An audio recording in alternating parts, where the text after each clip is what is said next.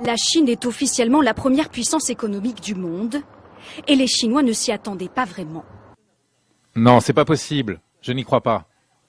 Si cette nouvelle est vraie, on devrait avoir notre salaire augmenté.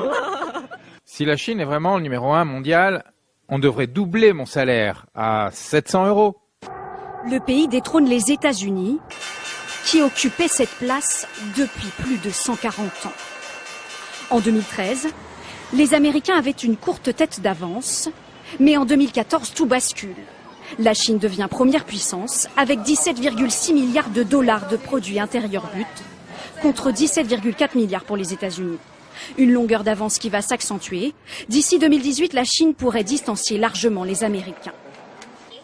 Pourtant, il y a seulement 30 ans, Shanghai ne proposait que des marécages à perte de vue.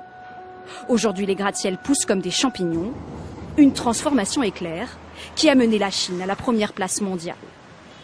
En seulement quelques années, le pays est devenu l'usine du monde et un partenaire économique incontournable. Un bond en avant rendu possible par une croissance vertigineuse. Depuis 1980, le PIB est multiplié par 2 tous les 10 ans. Il s'envole dans les années 2000 pour dépasser les 17,6 milliards de dollars en 2014. Mais si la Chine concentre une grande part de la richesse mondiale, elle doit la partager entre 1,3 milliard d'habitants.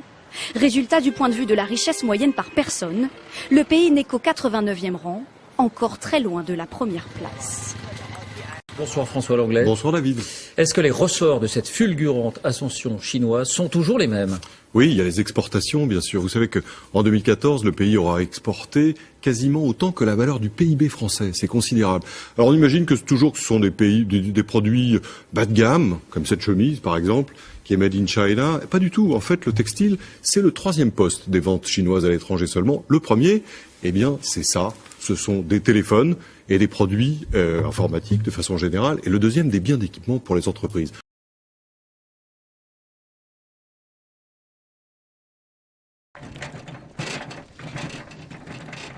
Un petit chemin de campagne que parcourent Monsieur Wang et sa belle-fille.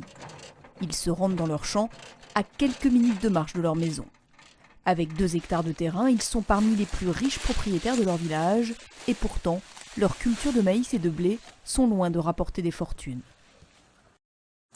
Si je parviens à vendre tout ce que je produis, je gagne 5 000 yuan par an, 5 000 et même parfois presque 6 000 yuan par an.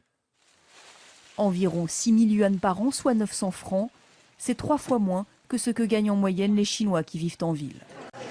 À Maowu, le village de Monsieur Wang, la vie suit tranquillement son cours. Le village a bénéficié d'aide du gouvernement, alors ici, les maisons sont quasi neuves. C'est le seul luxe des habitants qui doivent travailler sans relâche pour joindre les 2 bouts. Franchement, on arrive tout juste à vivre de ce qu'on fait pousser. Avec ça, on peut se nourrir et c'est tout. La terre ne produit pas beaucoup de céréales. La vie est dure ici à la campagne. D'ailleurs, les jeunes sont partis à la ville pour y travailler. Dans cette province du Gansu, la terre aride ne permet pas aux paysans de vivre confortablement. On est bien loin des grandes villes florissantes de la 2e économie du monde. Une inégalité qui grandit entre les villes et les campagnes, et même entre les campagnes. Avec son camion, M. Yue arpente des chemins défoncés pour porter de la farine aux villages reculés. Personne n'entretient ce chemin, personne ne s'en occupe. Des enclaves où la vie est encore plus difficile que dans le village de Maowu. Faute de routes praticables, les paysans ne se déplacent pas et ici, les habitants ne gagnent guère plus de 150 francs par an. Ils font partie des 128 millions de Chinois sous le seuil officiel de pauvreté. Ce sont les oubliés de la croissance.